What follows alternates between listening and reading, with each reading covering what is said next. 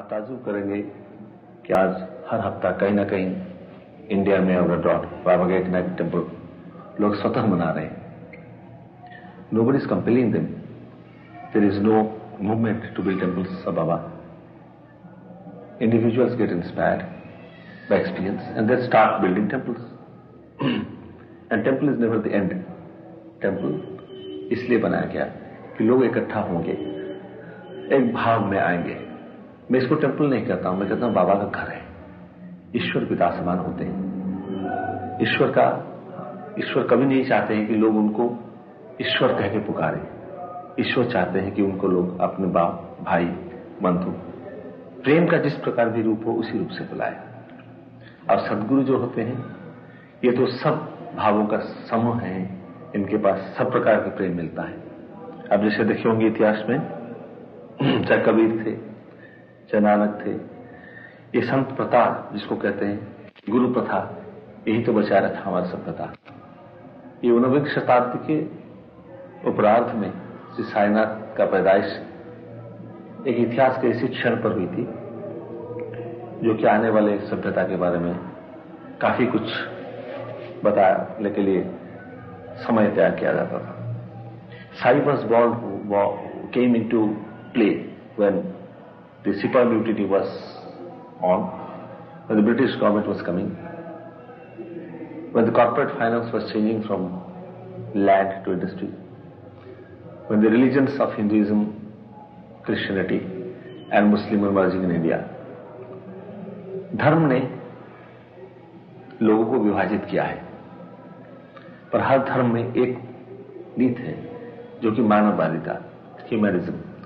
मानववादिता लोगों को इकट्ठा किया है.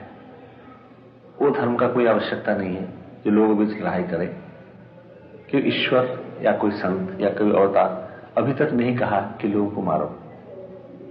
उन्होंने कहा कि आत्मा जुड़ जाए, आत्मा ना बिछड़े. तो श्री साईनाथ इसकी धर्म के समष्टि के प्रतीक थे. पारसी की तरह, जोरास्ट्रियन की तरह आग जलता रहता था. मुस्लिम की तरह मुस्लिम ब्रदरहुड करते थे.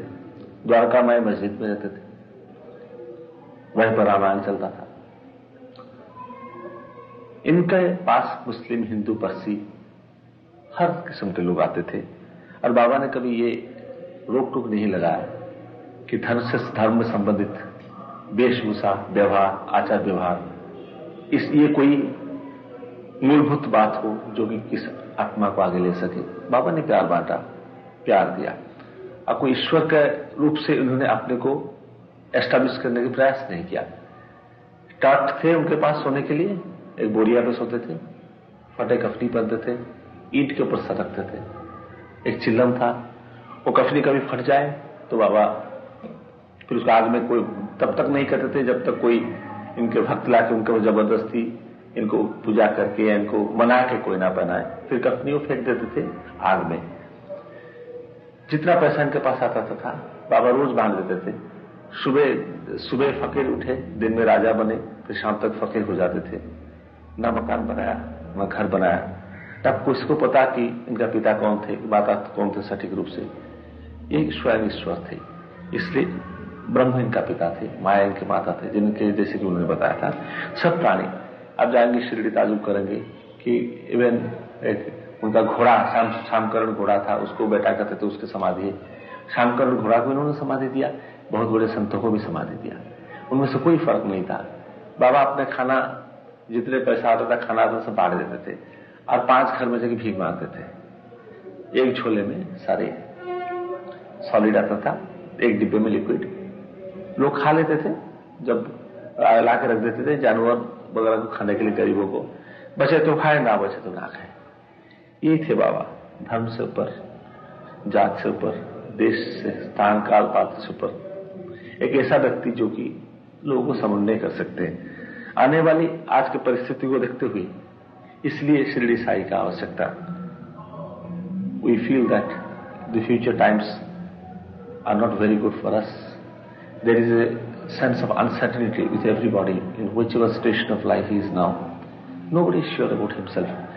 The whole of humanity is trying to find out a meaning to their existence in spite of all the materialism. Here we need a Sai. We need his love of humanity. We need a father, we don't need a god that we never saw.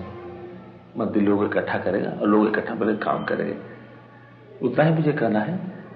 मैं तो कहता हूं कि ये बाबा का घर है, सब लोग आए ताकि उसी प्रकार रहे जैसे अपने घर में रहते हैं। मंदिर घर में तो एक फर्क है, मंदिर का भाव घर लोगे घर मंदिर बनेगा, घर का भाव मंदिर में लाओगे मंदिर घर बनेगा, इसमें फर्क इतना है।